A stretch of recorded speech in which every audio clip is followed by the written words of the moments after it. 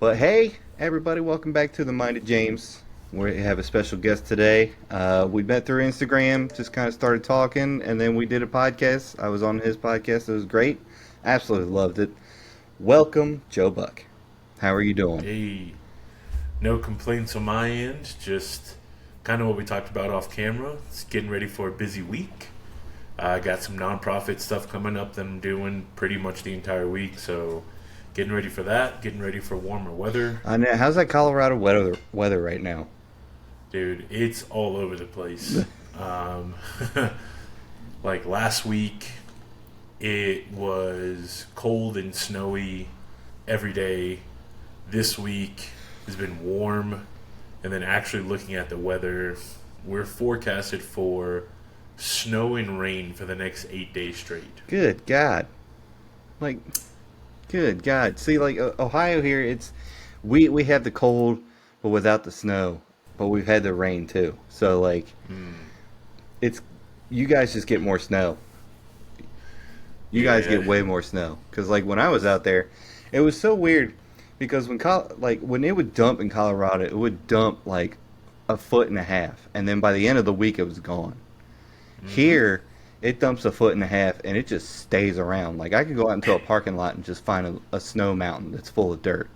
It's it was strange to me. It was really cool, and it was really powdery snow, like Hmm. real powdery snow, especially in like the Denver area. Yeah, I think our base for most of the winter was like around, I think it was close to like 15 feet. Damn, dude, you got 15 feet total? No, that's like the base layer for like all the ski resorts, Oh, at okay, least where I live. okay. But I mean, total, I think we probably got between 20 and 30 feet worth of snow, like here in town over the winter. Dude, that is awesome though. Like, hey, me personally, if it's gonna be cold, like 10 degrees, negative degrees, I want some snow with it. You know what I mean? Hmm. Just don't give me the cold air and make me have to let me fight for it for a little bit. Yeah, the days when it's super cold, but you're also not getting any snow, Sucks. those are the worst ones because it's like you don't even get to enjoy Yeah. anything. You're just stuck in the house, cold and miserable. Like this sucks. Give me some snow. Let me throw something at Exactly, somebody. But well, thank you for coming on, Joe. I appreciate it. dude. Thank you for having me. It's my Um, pleasure. this week is kind of a week of just what are unusual guides to life. For me, I'll start one off. So I was listening to the Two Bears One Cave episode. It's not their newest one. It was the one with Joey Diaz. And anytime I see Joey Diaz on a podcast, I have to listen to it because sometimes that guy just says what I need to hear. And the one he was on Two Bears One Cave, and it was just like he was talking about comedy. He was talking about everything to deal with comedy, being married and being in comedy. I was just like, this is speaking to me for some reason. And it's those kind of things for me that I find very unusual because like people would normally go to like self-help books or just hit a Google and see what's going on. Like I feel a little depressed today. Well, it could be this, so they'll try that. You know what I mean? So, in that aspect, what are some of your unusual guides to life? Man, that's tough. It's really funny when you sit here and think about it. Like I'm gonna get bitched at for talking so much, but um, it's interesting because like when I think about it, like it, and someone asked me, like, it would be tough to answer because it's like you don't think about it when you have to, but when it hits, it hits. Yeah, I guess one of the guides is probably more of like a mantra, which for me, probably the main one I kind of revisit the most is just it is what it is. Okay.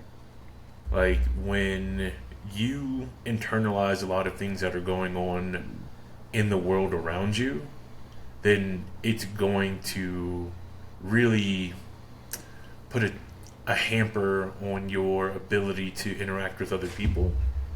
But the biggest thing for me is like people are people. Like, whether it's good or bad, everyone is trying to just make it through life. Mm-hmm.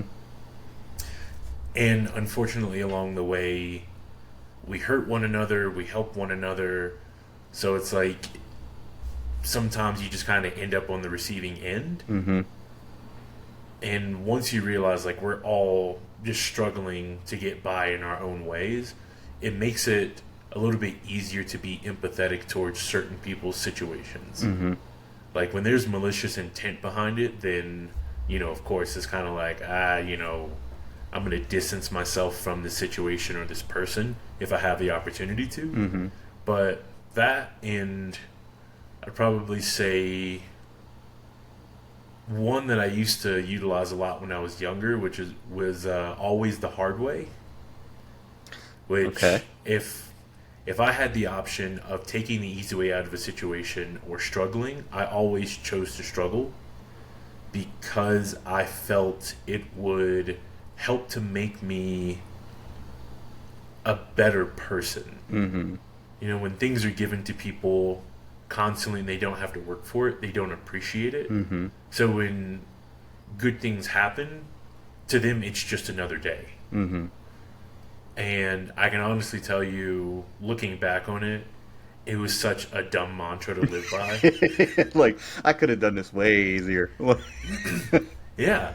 And it was like, not asking for help or, struggling through situations was so dumb.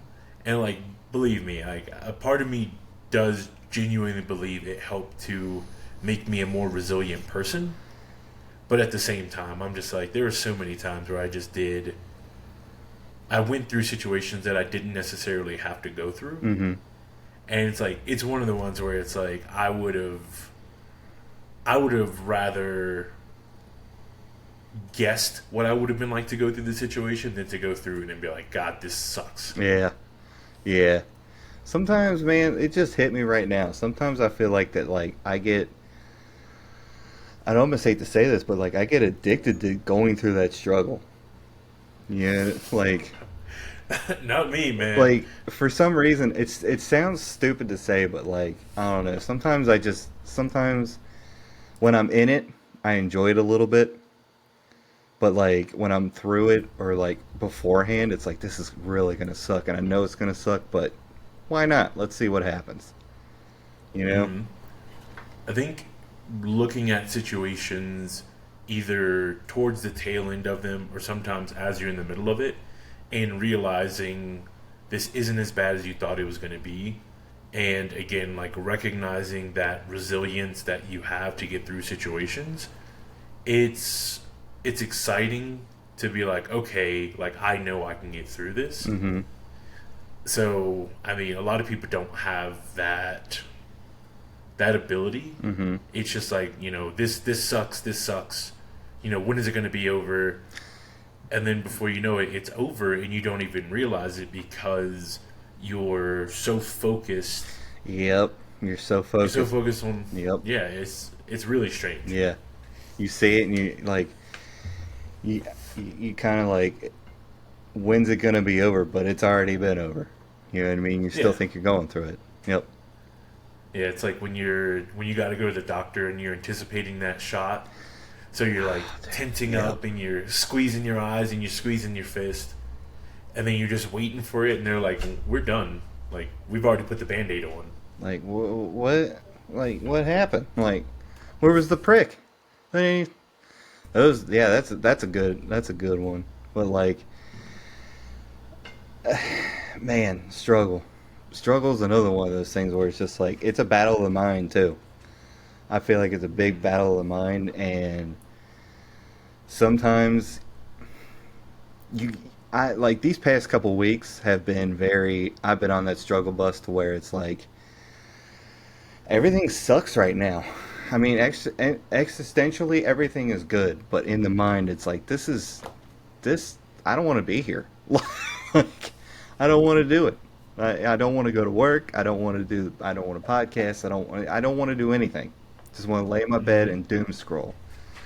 But I mean, it's like, how, eventually, eventually you snap out of it, and you just have one of those snap out of moments. Like it'll hit, you know what I mean?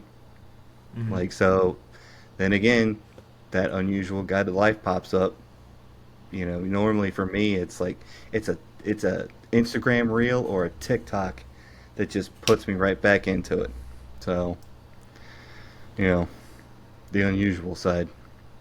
Nice. Do you have like certain accounts that you look at specifically when you're starting to feel that way Um, for like reference? no, just I'll scroll and I'll hit a good one, and it'll just put me right back in the mood I need to get into. You know, Nice. so do you have anything like that for you? Like, is it just like you could be walking down the road and see a sign? Like, you know what? You're right, sign. Mm, no, not necessarily. I think because I've gone through so much adversity, I make it a point to try to find the beautiful in the mundane. Yeah. So when I'm walking the dog, instead of looking at my phone the entire time, I'm looking up, I'm looking around, I'm enjoying looking at the mountains, the trees, the water, kind of whatever I can see. Mm-hmm.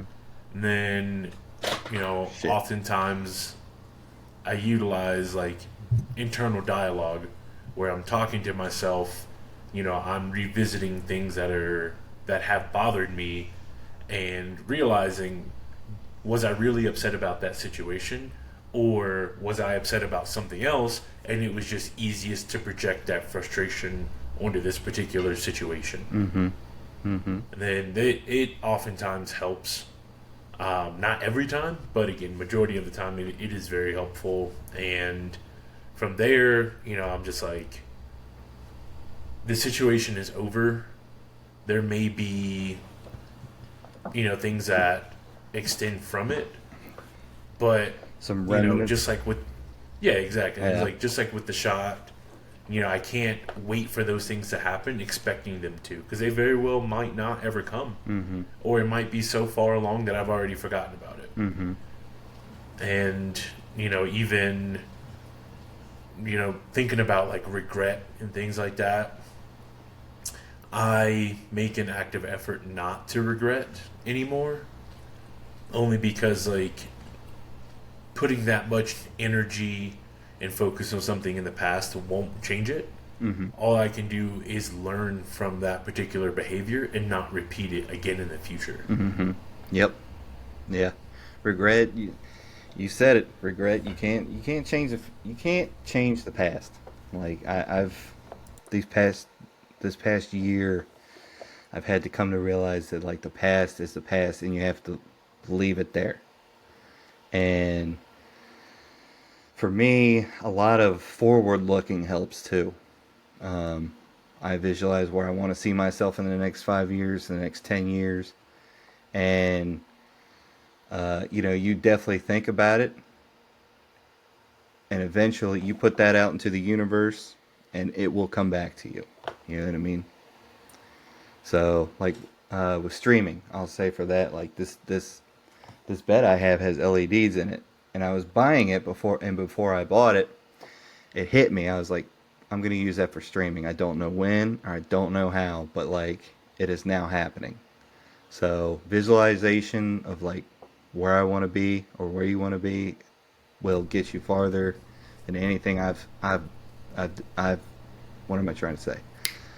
Visualization will get you farther than where you want to go.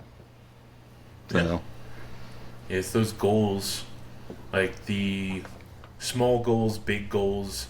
Just setting something and realizing like it's not as unattainable as you originally thought Mm-hmm. is such an important thing, because it's such a huge motivator Mm-hmm. to say, okay, this is what I'm doing, this is what I'm working towards. I'm so much closer to it than I was yesterday. Yep. Yep. And every step is the greatest small step you can take. And I feel like the little ones are really more important than the big ones, because the little ones you can sit there and say, you know what, it was that little step that launched me to the big step. You know what I mean? You can't. I'm feeling it too. Like I was up at 5 this morning for no reason. Like I just woke up like that. It's just like I seen this meme of this bear crying. Like when you're up at 7 a.m. on a weekend. Like, Yeah, yeah, it's like I just want to cry right now. yeah. I started this new medication, and one of the side effects is insomnia.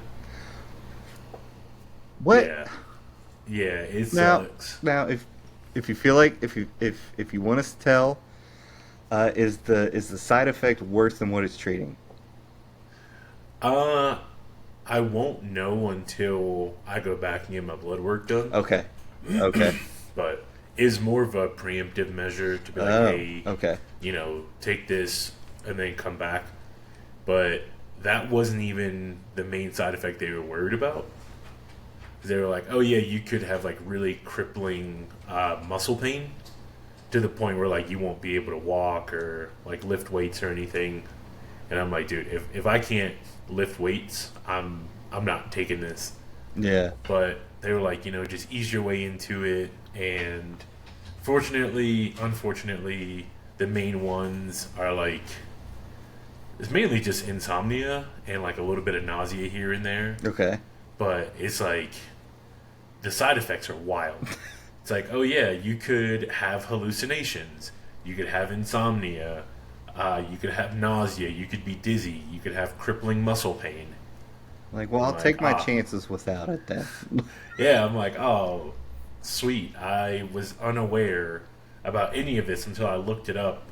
Like my doctor only mentioned the muscle pain, and so he was like, ease your way into it, blah blah blah. But Oh, so the muscle pain's more prevalent then. Like it would be more. That's what you would see more than the insomnia. hmm Okay, okay. yeah, so All right. pretty much for the past month, I've been running off of 2.5 to 4 hours of sleep a night. Dang. Yeah, yeah, Yeah. which I think also couples with the hallucinations, because when your brain doesn't get enough sleep, it'll start to turn on you, and you'll Yep. start to You start. mhm, Yep. you'll Start seeing start to hallucinate, see plates of get things, hear things. plates of spaghetti just floating by. Like, yep. Hmm. That's damn. I don't know. I mean, that could be good for comedy. Yeah, I don't know how funny people would find it if I'm on stage just seeing and hearing Well, no, it's things. just like the things you can talk. Like, guess what I saw because of this medication. Yeah, like I'm definitely working on probably like a bit or two. I might try out at an open mic before I do the big festival next weekend. Mm-hmm. I might try them out just to see if they land. If they don't, whatever, I'll use one of the 100 other jokes, and if they hit or if they don't hit, then you know, back to the drawing board. Yeah, move on with it.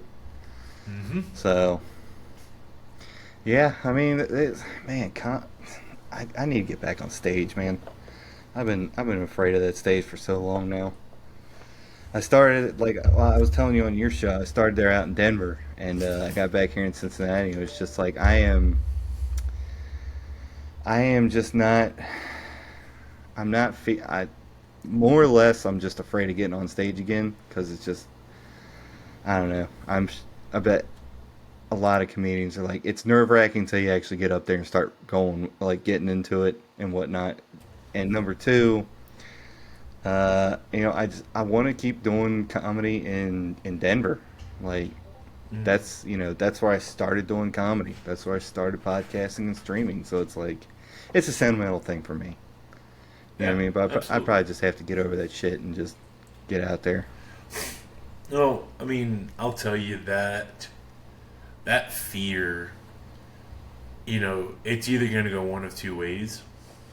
Either you're going to let it control you, you're going to be scared, you're never going to get on stage, or two, you start to harness it and you use it to get on stage more, Yeah. and you use it to push writing new material, which is essentially what I do. Hmm. Granted, I also utilize a lot of psychedelics to help me write jokes. The probably need to go down that avenue for a minute. You know, I tell a lot of people because the amount of people I've done shows with who are like, "Oh yeah, I do this 100% sober." And then there are other people who are like, "Oh, I have to be blackout drunk or I have to be super high." And it's different for everybody. And I Yeah. always tell everyone, find what works for you Mm-hmm. because my approach and your approach are going to be significantly different. Our processes are going to be extremely different. So, like, kind of like what I told you before, I don't write anything. Mm-hmm. Yeah, I Like, I remember don't that. do it. Yeah, I don't write anything. I don't do a set list. Whatever comes to me is what comes to me. Sometimes it works and I can, use it, or it doesn't work, and then all I'm really left with is making fun of either myself or how badly the joke went on stage. Mm-hmm.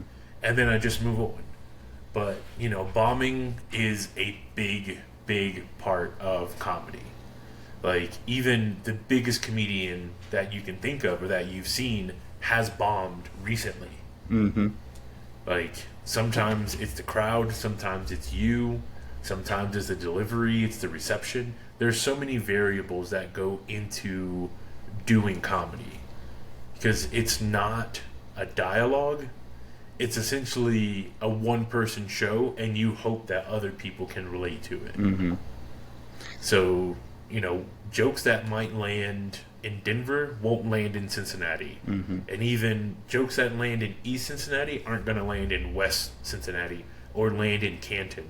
Yeah. It's just a matter of feeling out the crowd and being okay with potentially stumbling as long as you are able to recover. Mm-hmm. Mm-hmm. Yeah. Yeah.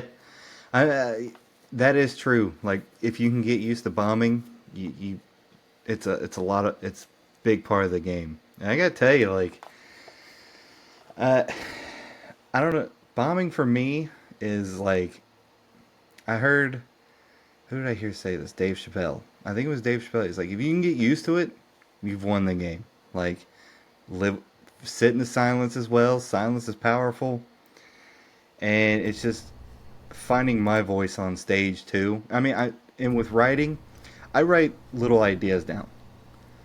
And then, like, my last idea, I just wrote down, like, wouldn't it be great to block somebody in real life? Like, Yeah. and I was thinking about, I like, mean, okay, you're just sitting there, they're just talking, and all of a sudden, it's just block, and their mouth is still moving, but no words are coming out. God, that would be glorious. Absolutely glorious. Yeah. Yeah, you could, Yes. take that in a million directions Yeah. and be like, that's why I always keep earplugs in my pockets. Have my little warning light, like, wrap it up. Wrap it up. Mhm. So, Wrap it up, B. wrap it up, B. Yeah. Gotta wrap this up. But, That's something I wish I could do during meetings. just wrap it up. Just pull that out and just hit it. Yeah. Like, hey, Hey, we're done. we're done. Yeah. Yeah. Like, this, you said 1,000 words to say nothing. We're done. Yeah. It's like we can still hang out in this room, but like we're not talking anymore. Got me past 6 minutes. I'm checked out. Yeah. Yeah, that is a really tough thing, is like watching a person actively disassociate during a conversation and you kind of just watch their eyes glaze over. Oh my god. I do it all the time. Like, if somebody gets me past it, like, if I'm not interested in the conversation, you get 6 minutes. That's it. And it's like, after that, I'm done. I'll still put the whole, yeah, sounds great. No, did he really? I'll give you those, but like, I'm not putting any extra effort into this. But like, if I'm interested, man, you got me hooked. You got me hooked. Yeah. Yeah, I do it a lot, but most of the time I'll kind of just be like, "Oh, cool." And they're like, "What's cool about that?" I'm like, I don't know. You tell me. Yeah, I don't know. It's your story. If it's cool, it's cool. If it's not, you tell me why it's not cool. And if it's not cool, why did you bother to tell me the story to begin with? Exactly. Like, why waste Excuse me. Why waste the RAM going on that I need? Yeah, it's like, there's a lot of conversations I think we have that are very peripheral conversations. It's just something to sort of fill the time. Yeah. But the inability to be okay with silence between two people, it shouldn't be grounds to force a conversation. I mean, shouldn't be around that person as much. Or you're comfortable with being silent around them. Yeah. See, but a lot of people are not okay with silence because then they're left to their own devices or their own thoughts. Yeah. Yep. And that's Yep. for a lot of people that's even worse than having a pointless conversation. Yeah. Yep. I used to be that I hated silence kind of thing. Now I love it. Yeah, if someone's sitting in the room with me and they don't want to say a word, hey, I don't want to say a word with you. As long as you're cool with me just sitting here and you're sitting there, I'm good.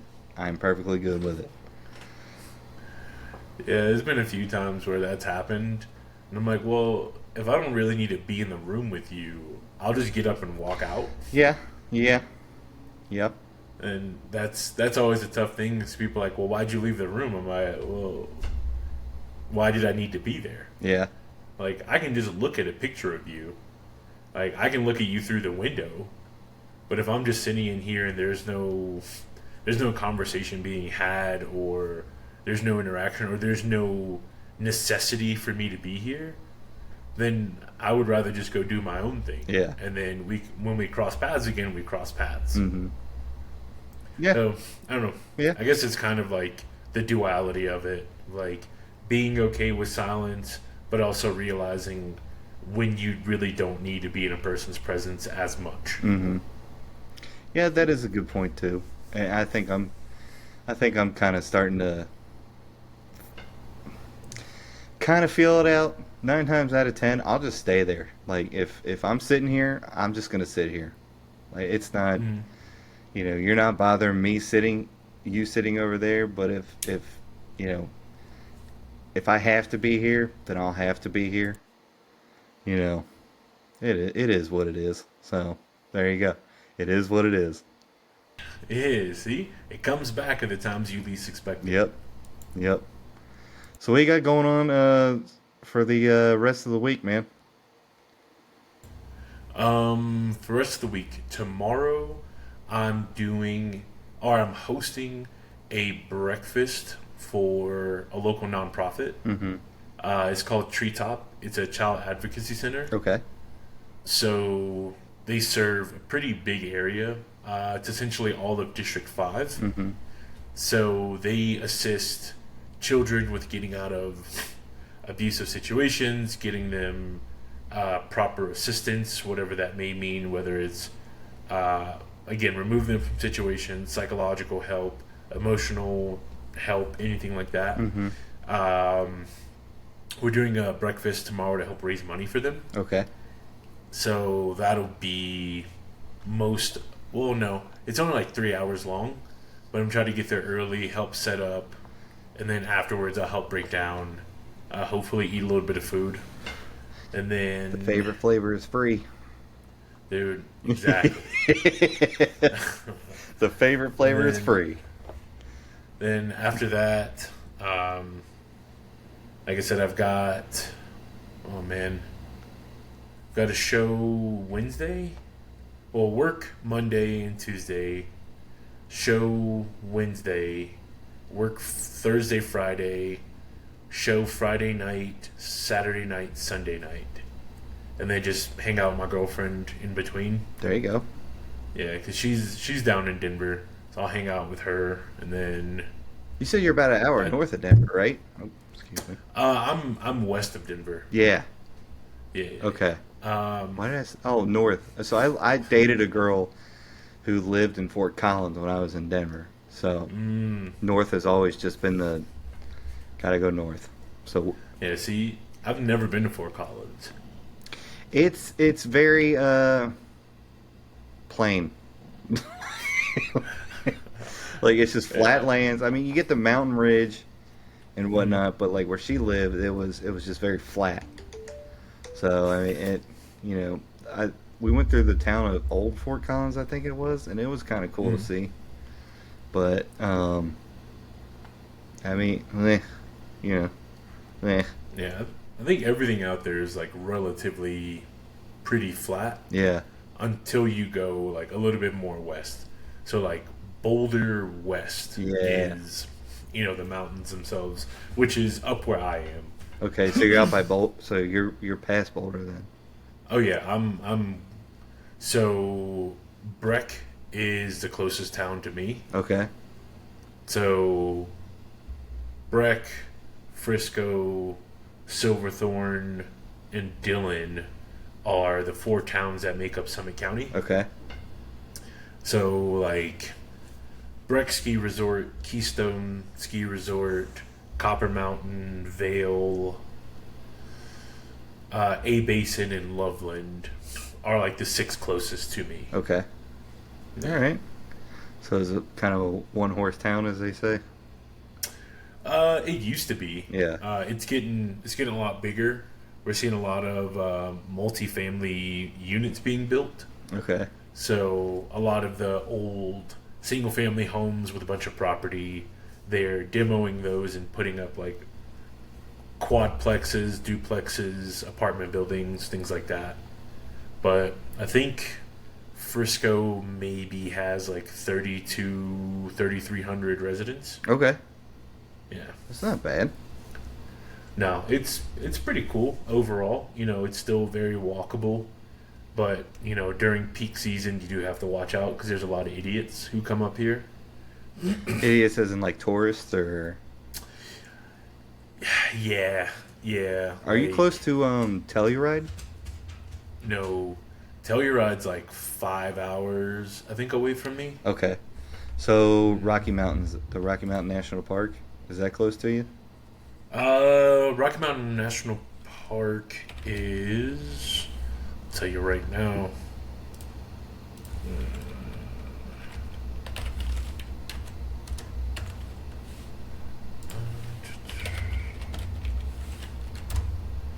So that is hour and a half away from me. Okay. So yeah. Oh, all right. Yeah. So when I went there, we came from what? We came from Denver, I think it was. It was about the same distance. All right. All right. Yeah. That's And awesome. then Telluride is, Telluride's 5 hours away from me. That would be. I've seen pictures of the town of Telluride, and I'd love to go see it. Um, Hmm. but like like I googled Hemet, California, Hmm. and the person I was playing Sea of Thieves with was like, it's a shithole. Like the pictures of Google do it no justice, or Hmm. give it way too much credit. I'm like, all right, So we'll have to go. It. But I hear a lot of good things about Telluride. Hmm. Um, hopefully, I can make it out there to Colorado here soon. Um, I'd love to come back and hang out for a minute, but um, that's just cool. Like, plus the air out there just really clean. Dude, yeah. I mean, like, Even the like, water here tastes in town. different. Yeah, oh.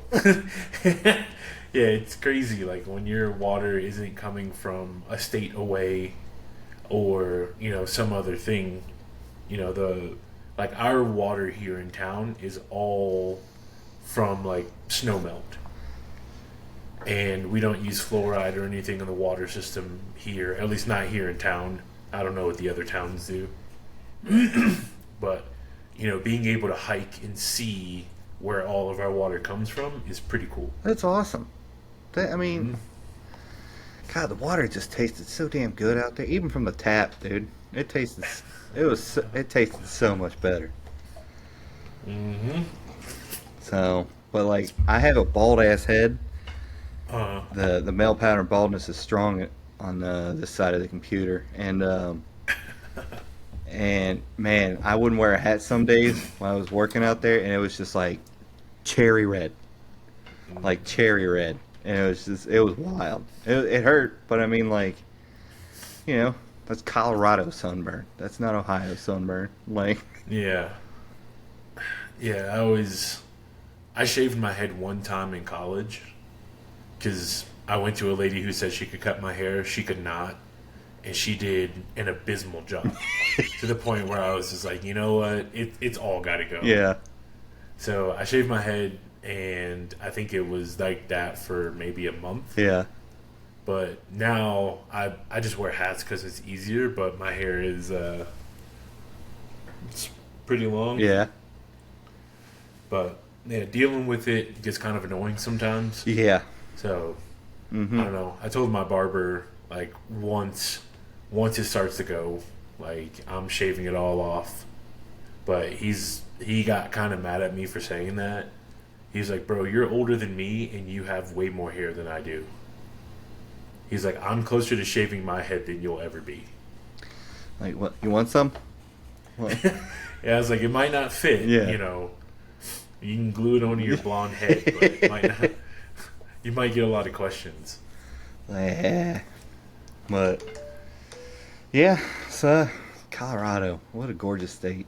It really expensive as shit, but it was a gorgeous state. Denver Yeah, was I mean- Denver was very expensive. Denver's an interesting place because, like, it is oddly expensive, but at the same time, it's like the jobs don't really pay enough. Exactly. And I think a big part of it is because the recruiting pool is so large. Yeah. So they're like, well, I don't have to pay you a lot of money because there are hundreds, if not thousands, of other applicants right behind you who want the same job, who are willing to do it for, Yeah. $19 an hour.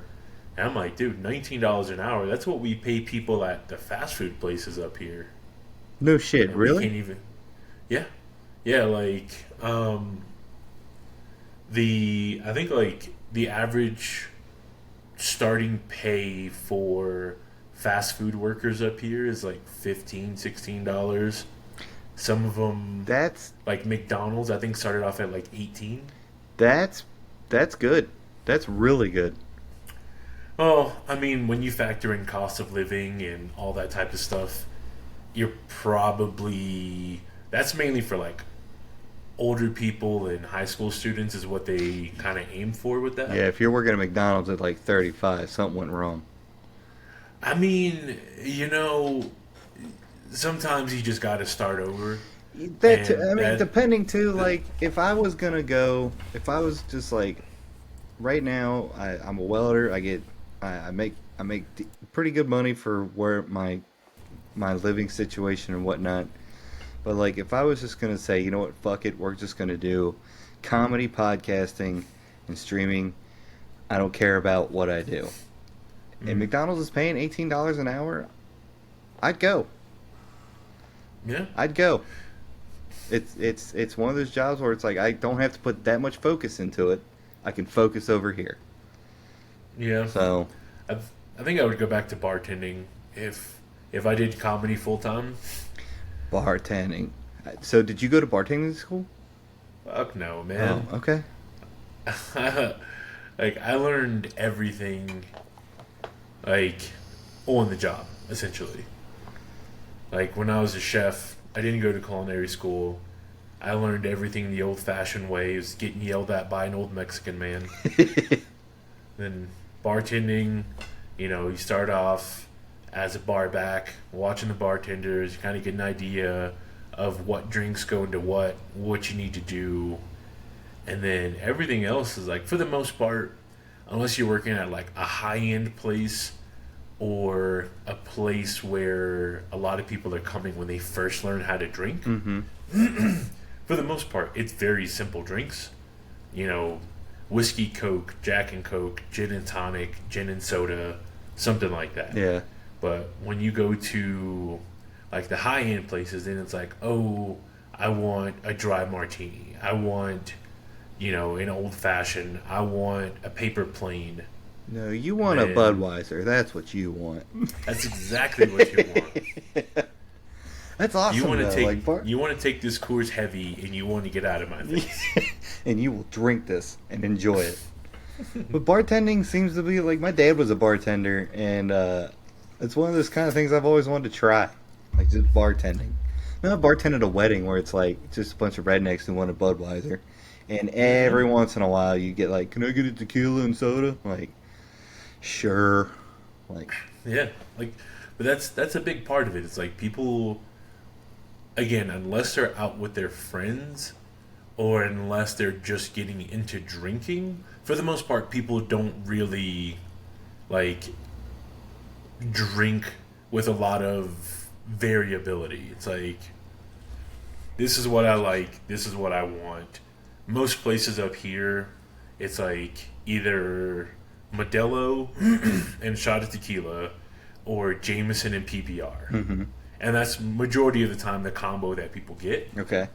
And then at the finer restaurants, all of them have like some sort of margarita, old fashioned, and then you might have a fancy place that's like, oh yeah, we have the Boulevardier. Like, what? So like, You mean a Budweiser? yeah, yeah, you said Boulevard beer. Very strange. Yeah, that never heard of that. Yeah, never heard of that flavor. What is that? Is that like their wheat beer they do during the summer? It's their IPA. The Boulevard IPA, the Boulevardier. Perfect. Fantastic. I'll take two. But, well, where can people find you, Joe? You can find me. The podcast that I do is called The Homie Love Hour. You can find me at The Homie Love Hour on YouTube, Instagram, Apple Podcasts, Spotify, and Threads. You can reach out to me. My personal one is bad_newsbuck. Okay. That's where I post a lot of my comedy, upcoming shows, personal stuff. You see a lot of pictures of my dog. A lot of pictures of me with my thighs out during the summer. It's very nice. Okay. Strutting it. And then my comedy group, there are 3 of us. We do not perform in tandem, much to people's chagrin. And that is high altitude comedy. I'm messing up my own group. God, these guys are going to kill me. But yeah, that's all the places you can find me. Outside of that, if you ever make your way up to Summit County, I am probably the only black guy you'll see walking a pit bull. And yeah, outside of that, you can find me on here. Hopefully, be back sometime soon. We'll talk about more topics. Absolutely, man. And I want to thank you for joining me. Dude, anytime. This has been amazing. Thanks for having me again. And anytime you need someone to fill in and help out, or just want to bounce ideas off of someone, feel free to hit me up. I appreciate that. And I want to thank everybody for joining me for another episode of The Mind of James. I love all of you. And remember, fear God, keep His commandments. And I will see you on the next one. See you guys.